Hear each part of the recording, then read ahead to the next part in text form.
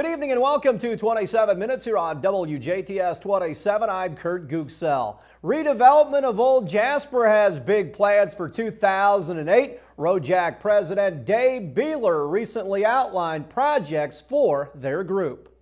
I think it's so important we understand what we're all about. We're about this thing and the mill and all that, but there's a real purpose behind it, remember. It's not just, oh, it'd be great to have that. There's a purpose. We set out in February of 03, and our goal was for Jasper, Dubois County to become a major destination point for tourism. Develop a master plan to fully realize the opportunities of the river and Old Jasper, which will benefit all of Dubois County. Be the catalyst to bring the private and the public sector together to achieve the goal. And the last goal was to be a major economic development project for Jasper and Dubois County. And we keep talking about it all the time, but we can't say that enough because this is the goal. This is what we're doing. And our operations, we operate through the Chamber of Commerce. We're a 501c3 status organization, and our operation to seek federal and private grants. We've done that, and to seek broad-based community support through annual membership and dues, and that's our basic source of income. We have 350 members now. We have a membership of roughly $75,000, $80,000 a year. Some years have been higher, some years less. When things are going great, things are happening, more money flows in, more members. But what we're going to tell you is some really exciting things here today, and we think we're just so excited. And if you'll see on if you'll look in your agenda here, what are we calling this? We're saying this is the 2008, the year to let the pride show. I mean, things have been working and working, and a lot of things have happened, but it's really going to happen. It's really going to happen next year. And there's been delays, you know that with the mill. A lot of the things that, we've never built a mill before, so we run into all kind of stuff that we had no idea.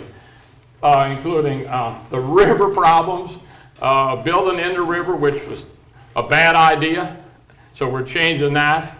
The idea of all the different permits and surveys and engineering things we had to have done to model the floodplain, so to speak. I mean, it's just all kinds of things that we spent a lot of money. We spent a lot of money on this thing. And it's stuff that we do not get credit for that on the grant. Okay, there's a matching grant, as you know, and we have to have cash money at the time when we start building. So all that money was the money that we spent out of these memberships and everything, but here's the support that everybody's given us. But that's how it's working, and we've had great success with our membership. But anyway, we just wanted to tell you a few things that like the delay.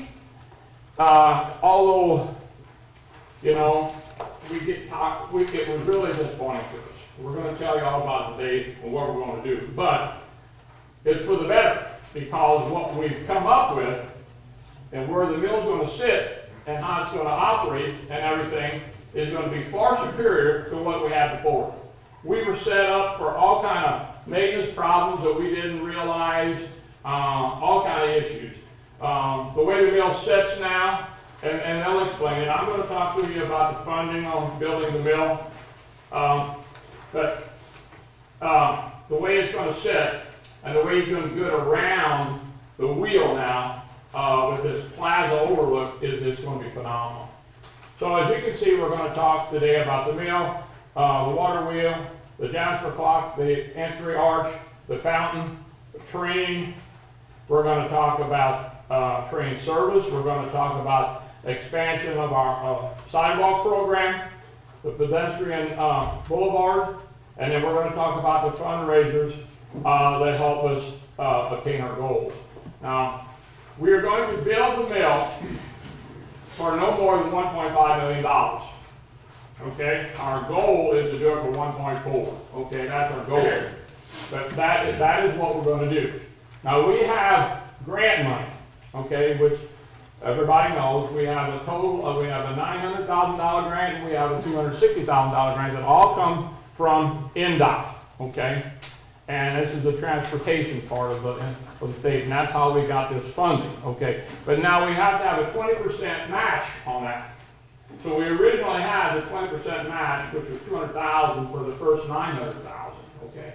Now the last part, we're going to need somewhere in the neighborhood of $65,000, $70,000 that we need to raise matching funds for the last part of the grant.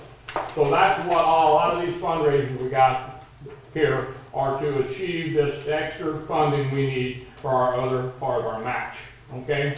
So I just want to make sure everybody understands that part of it, and that's why we're having these events that are going to be exciting events, by the way. And now what I'd like for Ron to come up here. Ron Flick is the guy who designed this mill, and he's going to talk to you about that and everything. We've also recently got together with Universal Design. They've helped us engineer the plaza, the part where the wheel is going to actually sit. So Ron is the man who designed this thing, and Ron, so you talk to him about the building, please. Well, I'm going to give you a little quick rundown, a little review of the history of the mill, just so that you can understand what we're trying to achieve in the process, and why we made some changes, as Dave mentioned. Originally, just real quick, I can go on a long history about the mill that I won't today, because you can call me up and I'll go into detail anytime you want to. The original mill was the Enloe Mill, built in about 1813, 1817. It was an overshot wheel mill that sat actually upriver. It was a smaller mill. It was built by an Evans family, actually, with slave labor from Kentucky. Enloe's came about 3 years later in 1820 and purchased the mill. And that mill was the one that Abraham Lincoln came and visited. That fell into disrepair in the 1850s, a few years after the Eckerts had acquired the mill in 1847. So there was a mill that sat about right here that was, like I said, had an overshot wheel. In 1865, Francis Eckert decided to build a new mill. And this is the mill that you see right here. That's the mill that you can see in photographs. He built, it wasn't a water wheel mill at that time, it was a steam-powered mill, and that's why the chimney that you see here. And initially, the mill was 3 stories, had a basement down here, sat right on the river. Of course, the foundation stones are still there. And the top floor was pulled in so that you have that classic look of that mill there. As the mill got more and more successful, it was taken over by his 3 sons, Andrew, Conrad, and I can't think of the other one. But they enlarged the mill, expanded the top floor, made it a full 4 stories here on the river, and added this addition here. They later added this 4-bay, went back to water power because the steam power is so expensive, but they went from instead of the classic water wheel, they went to a turbine wheel. It was a flat wheel that turned horizontally rather than vertically. So this was the classic look of the mill that you see in photographs throughout history. It was closed down in 1933, became a feed mill and a storage building until 1964, when the flood of 1964 took its foundations out and it had to be torn down. What we did when we decided to try to replicate this mill was to try to put the mill on its original site, to build it with this same look. And the problem, as Dave mentioned, was with that water wheel being out in the river, that presented a lot of trouble. It was going to be a maintenance nightmare with the debris that comes down that river, and everybody knows all the debris that comes down there and clogs up around the buttresses of the bridge. So our solution, and it was going to be costly building out in the river, obviously. So what we decided to do was basically scoot this whole thing back up off the bank. So we pulled the water wheel, the sluiceway, the foundation, and the building back about 12 to 15 feet off the river. So that gives us this new look that we're all excited about. It's going to be less of a maintenance problem. It's going to give us now the opportunity to have people come and actually view the mill from the riverside, sit here. Since this beautiful photograph or rendering was done, we're going to actually cantilever the plaza out a few feet over the river And so you get more opportunity to sit here and view the wheel, view the water delivery system, and have some photo opportunities there, obviously. So that's going to be, again, less maintenance problems. It's going to be easier to build, less expensive to build. Inside, we've got gears that are already purchased and being stored. It's going to be the classic millstone. There's going to be a hopper where you can dump the corn meal into. There's going to be another machine. It's called the Edge Runner that does the flour. That's going to be behind in some glass so that we don't have the gluten problem. These are all the items that we've had to deal with new regulations and requirements. But in the end, I think what we're going to have is a beautiful building that still simulates in many ways the original mill, but gives more opportunities than ever before. It's going to be more beautiful and less maintenance problems, and we're going to be very proud of it when it's built. So that's my little spiel. Thank you, Ron. We have pictures over here. I'm sure you're looking at these, but you can see Universal did these for us. They're taking pictures and superimposed with all this miracles of the new systems. This is an actual view of how this building will present itself. I mean, here's the bridge, as you can see. I mean, this is a major structure. This is coming from Ferdinand, so to speak, and this is coming from Jasper, from downtown and heading out across the bridge. You can imagine how that mill is going to sit up and be highly visible. And right here is, Ron, I might just get into this a little bit, or you might tell them about that. The way we're going to do, bring the water to deliver over the water wheel.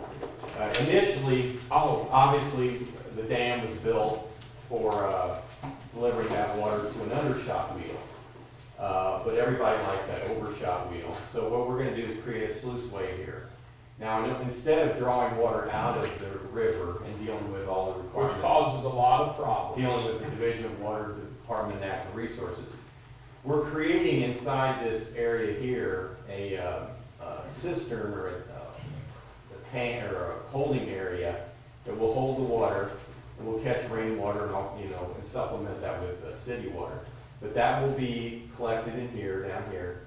That water will then be pumped back up into here through a pipe, and then run down the sluiceway, and then turn the water wheel. That water will then dump back into this holding area and be regenerated, recirculated. And then obviously through evaporation, we'll supplement that water as needed. But we think it's a nice way, easier way to get that effect that we want with the water wheel. Now, just one question on that top floor of the building. Will you be able to look out the windows and see that water flowing in? Yeah. There's 2 stairways that are going to be going up to the top floor. Every building has 2 stairways now. But you will be able to look out these windows past this roof and see that. Thank you. So you can see we've accomplished another big hurdle with dealing with the DNR and all that on the river and all that type of thing. So there's another. I mean, this simply is, in all simple layman language, this is like a big fountain. It's got to float down here. When the water gets low, we put more city water. This is city water. It's going to be city water. We're not taking it out of the river. If it overflows, it'll go back in the river, but that won't hurt anything. So that's how that's going to work. Now, this is going to be a fully operational mill that is going to make flour and sell it, and we intend that to be a real benefit, not just something pretty, it's something to look at, but it's actually a functioning mill. Now, we're going to start construction in May. That's the thing. It'll probably take a full year to build. So that's the pitch on that. Then on item number 2. Item number 2 is the water wheel overlook plaza, which we talked about. Item number 3 is the Jasper clock. Now these items right here, and I'll explain them in a minute. These are items that we are going to contact. That's number 2, number 3, number 4, number 5. We're going to contact organizations, individuals, businesses, corporations, what have you, to sponsor these features of our whole old Jasper. and there will be name recognition for the things that are accomplished. So we're going to, the water wheel, I mean, the wheel and the plaza, I mean, this cantilever, if you look at this thing over here, this kind of shows you how it's going to look from the satellite or whatever.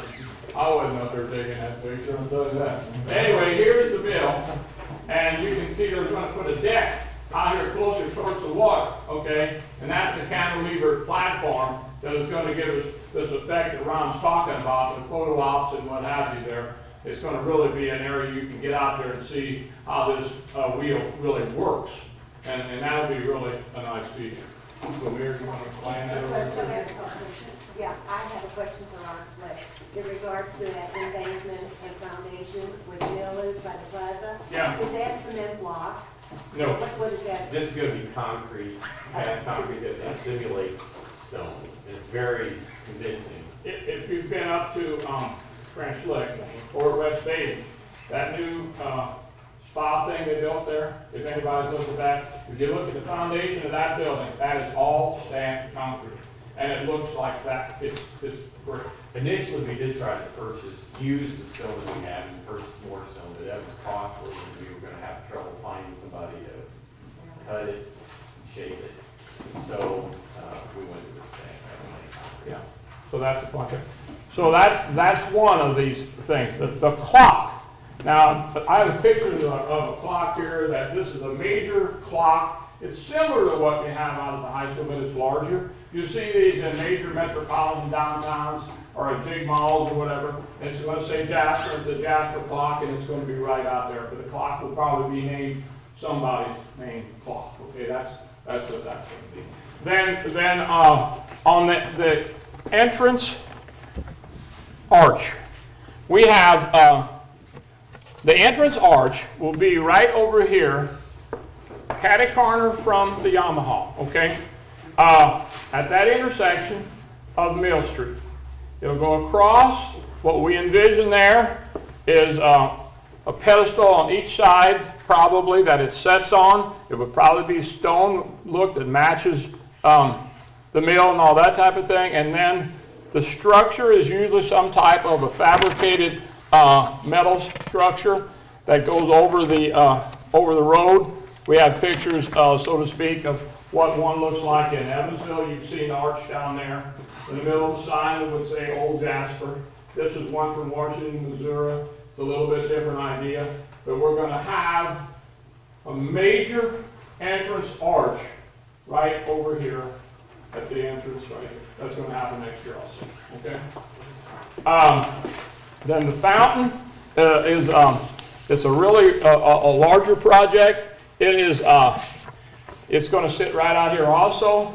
The size of this fountain is not, firm, but it is somewhere in the neighborhood of 30 foot across, and it'll have at least an 8-foot structure in the middle that the water would come from. So that is a major project we're also going to be working on. Stay tuned. We'll have more after this.